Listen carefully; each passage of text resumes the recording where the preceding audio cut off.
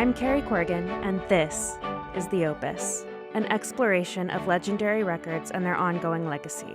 In our latest season, I'm joined by Lizzie Hale, Warren Zanes, Daphne A. Brooks, and many more to revisit Jeff Buckley's Grace. We discuss Buckley's femininity in an era of hyper-masculine alt-rock, how the record's mythology was shaped by his tragic death, and the delicate work of keeping his legacy alive. Find us at Consequence of Sound or wherever you listen to podcasts.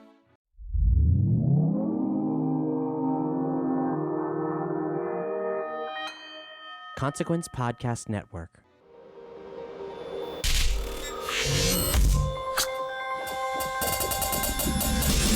Welcome to another edition of Kyle Meredith With. It's an interview series presented by WFPK Independent Louisville at WFPK.org, Consequence of Sound, and the Consequence Podcast Network.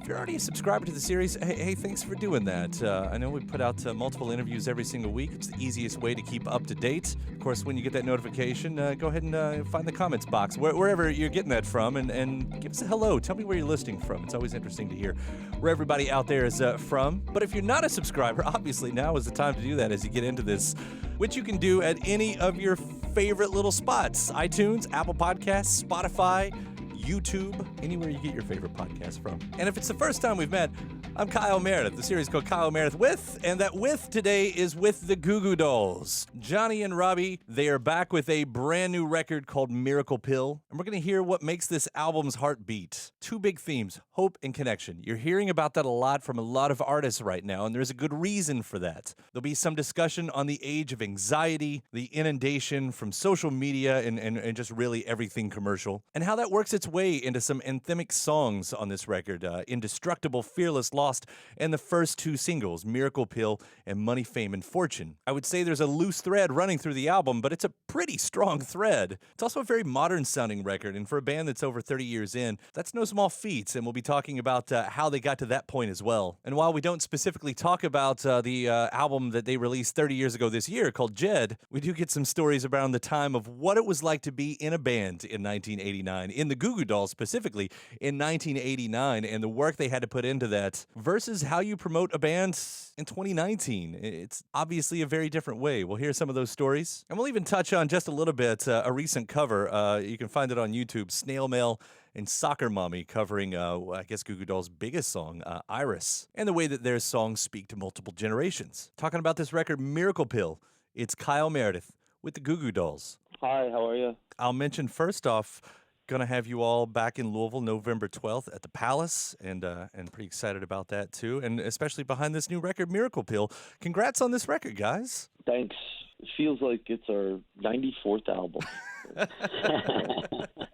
You've been doing them for a little while, that's for certain. Although, as I read about this one, it sounds like there was some extra momentum going into this because, you went straight off the road. Like, there was not a lot of downtime and went into writing this record. If that's true, what's the advantages to that? And maybe why did it happen this way? I think it happened because we were doing the Dizzy Up the Girl tour, like a 20th anniversary tour, and we played the album in its entirety.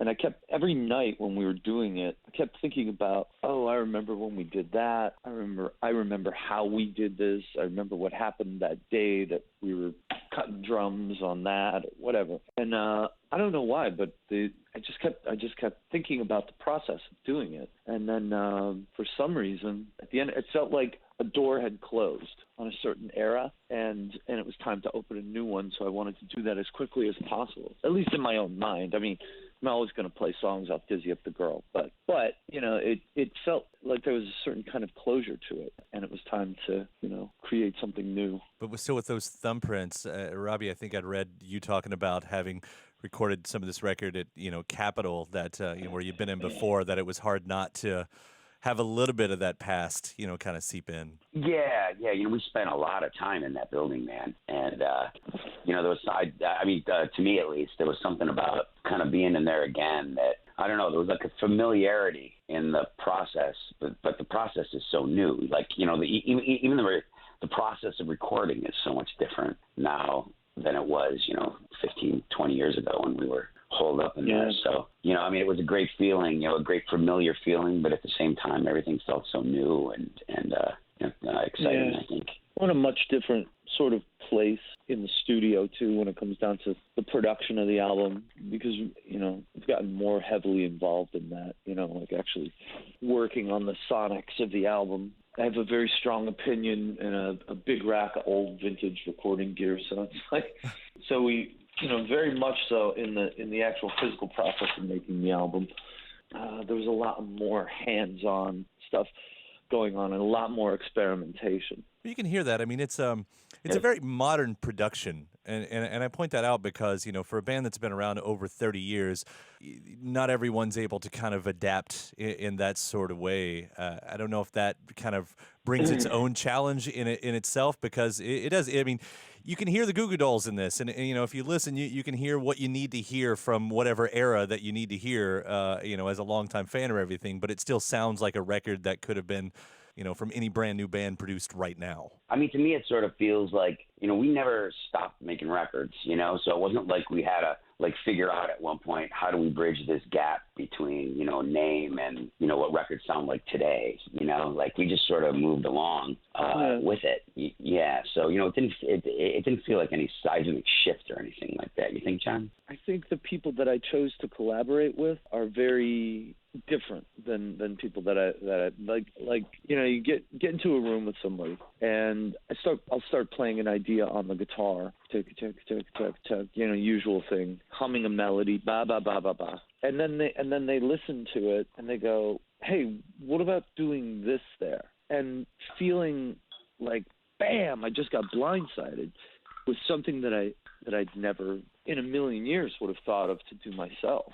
So like the collaboration at its best is when you are surprised by something that you hear. And Sam Hollander's been around for as long as we have, I think, in different ways. But he was just somebody that I always wanted to get together with, and somebody who I absolutely love the guy now. I mean, we had a great time working together. But the point of the collaboration is, like, I sat in a room by myself for 20 years writing songs by myself, and then I just sort of was like, well, I need some fresh blood to work with, Yeah. So it's a lot of fun getting together with him and a couple of the guys that I've known for years and working in that way. I start to listen to the songs. The record starts off with Indestructible, and I'll tie in a couple of the other ones, songs like Fearless and Lost. And I don't know, at least my perception, I started looking back, and you've always had a penchant for, I don't know what you call it, the anthem, I guess? I'll take that. No, I just like a big hook, and it's like, when we were out doing tours in vans and the music I was listening to at the time, a lot of Husker Du. And I remember listening to an interview with Bob Mould, and on like some indie college radio station. And I remember him saying, you got to have a hook. You got to have a hook. And I'm a sucker for melody and big hooks. I'm like, I love that ever since I was a kid. And I remember going, when Robby and I were kids and we first got together, I remember saying, hey, check out my new hit. Check out my new hit song, and just like playing some ridiculous thing. But yeah, I mean, I just love a big hook. Yeah.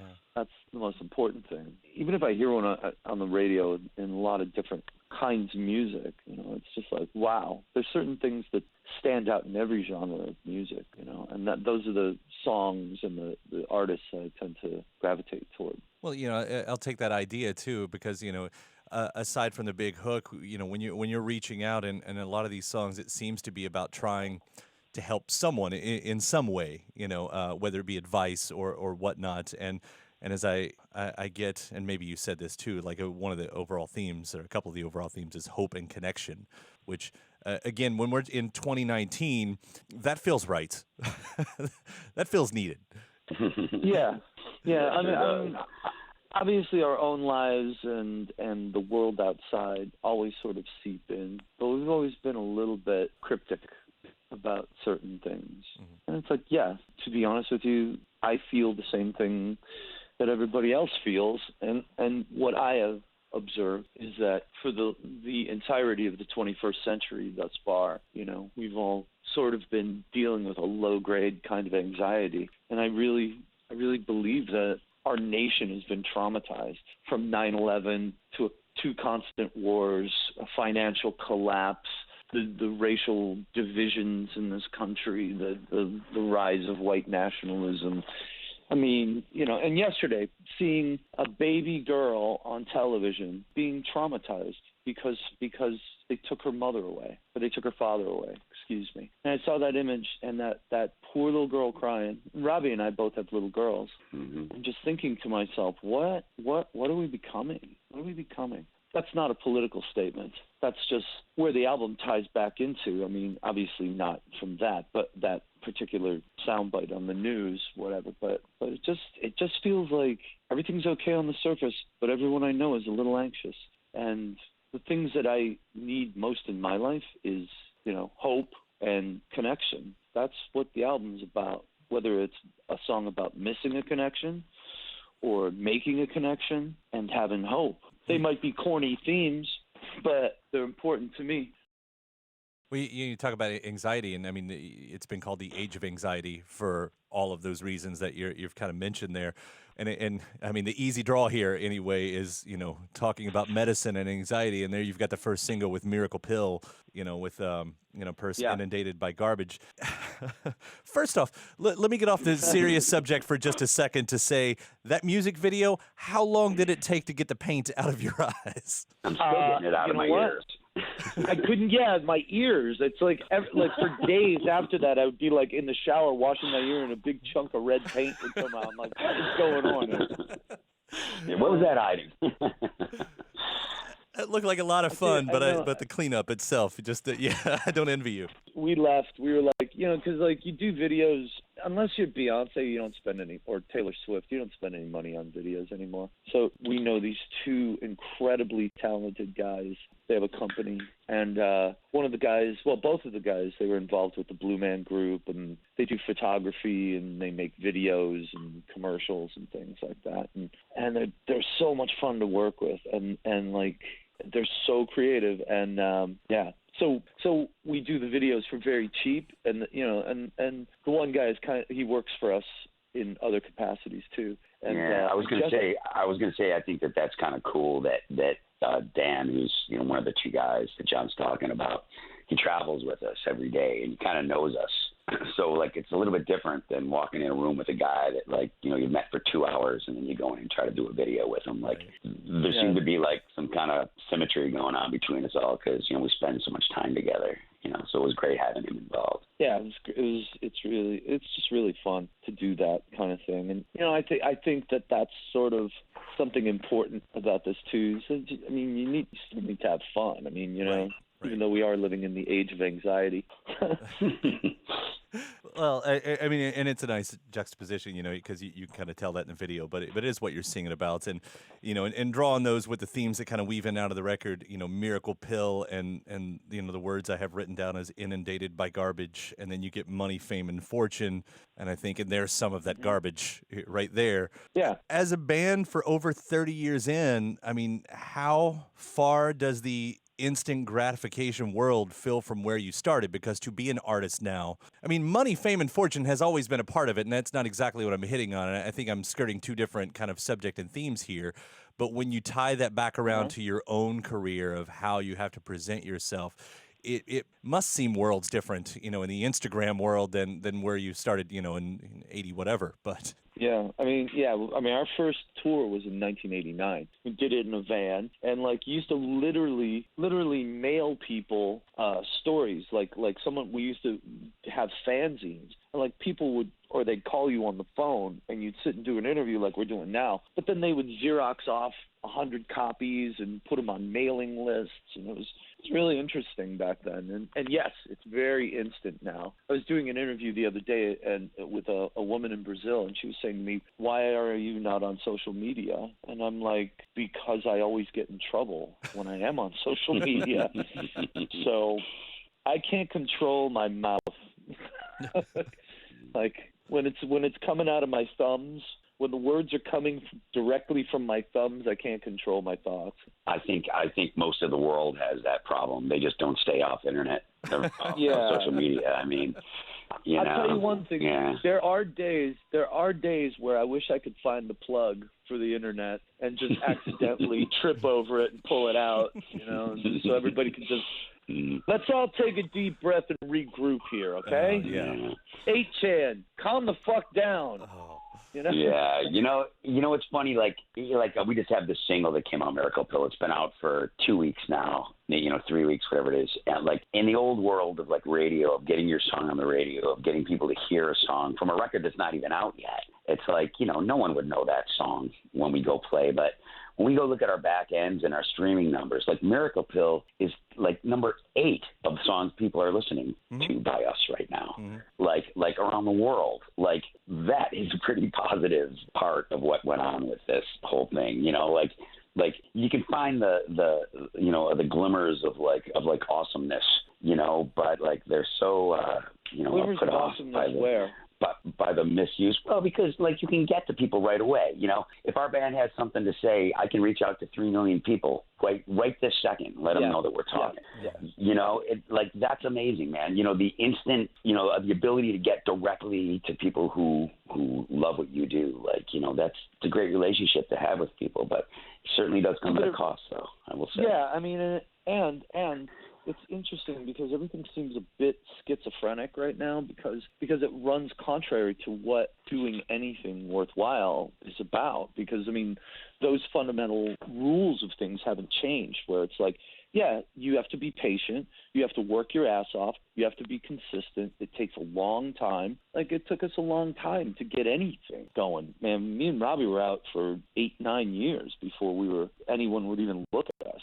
And it was like, and then once somebody finally threw us the ball and gave us a record deal, we had to, we did everything we could to hang on to the ball and keep running. And, it was like our manager, when we finally had a successful album, he came to us and he's like, listen, guys, this is where the work starts, so keep your heads down. And keep that. I remember that so clearly. Keep your heads down and keep going. Yeah. And it's just, and here we are. It's since it's been decades now. 20, it's been 23 years. I'm just like, I ain't letting go of this ball.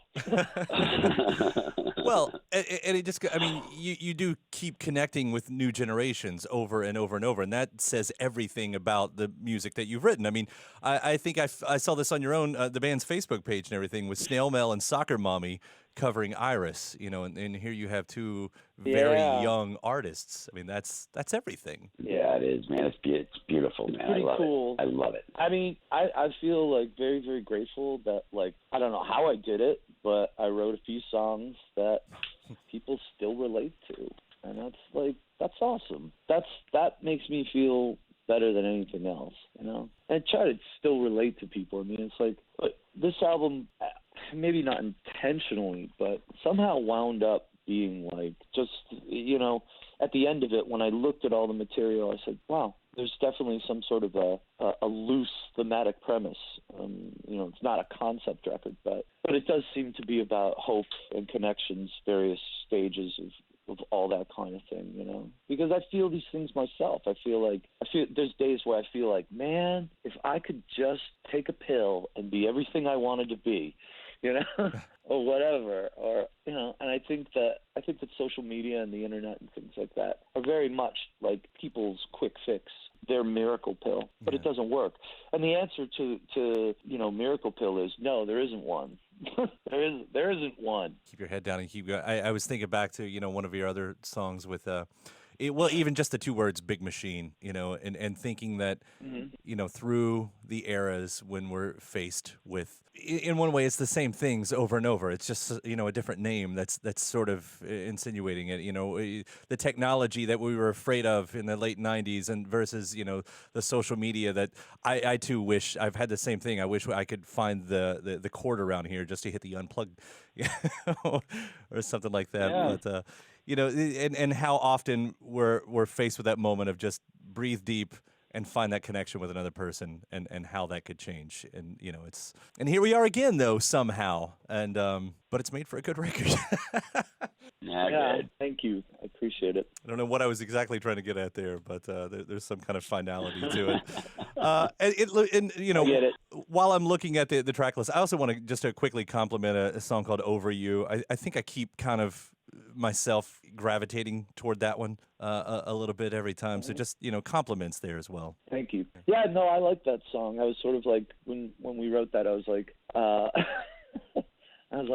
it sounds like a Crosby, Stills, and Nash song, something like that. And it was just, Well, it's definitely got a cool sound to it. I appreciate that. Gents, it has been an absolute pleasure to talk to you today. Congrats on Miracle Pill, and I'll mention again November 12th, right here next door to the station at the Louisville Palace. Really looking forward to catching the show and for the release of this album. Well, if you want to come to the show, I know a guy who can get you tickets. We know a couple guys. I'm going to use that connection. Cheap tickets. Cheap tickets. All right, guys. I will see you then. Thanks for the talk and congrats. Cool. All Thanks a right, lot. thank you. Johnny, Robby, the Goo Goo Dolls, a big thanks to them both. The new record is called Miracle Pill. Hey, before you get out of here, I hope you've subscribed to the series. If you haven't, now is a great time to do so. If you have, you've probably already hit stop as soon as you hear me do this wrap-up speech because you know it so well. Hit that subscribe button wherever you're listening from. Grab your favorite listening device, type Kyle Meredith with, wherever you get your favorite podcasts from, and that includes iTunes, Apple Podcasts, Spotify, YouTube, and every single other place else out there in the World Wide Web, which I've noticed includes NPR and iHeart as well. You can also ask your smart speaker. You say, hey, play the Kyle Meredith with podcast. They are pretty intelligent. After that, head to WFPK.org. That's where I do a show Monday through Friday at 6 p.m. Eastern. It's an hour-long show where I premiere brand new songs. We do some anniversary celebrations. You'll get music news and clips from these interviews as well. ConsequenceOfSound.net has your music and film news. You can also find me at Twitter at Kyle Meredith and Facebook/Kyle Meredith. And that does it for another edition. I'm Kyle Meredith. I'll see you next time.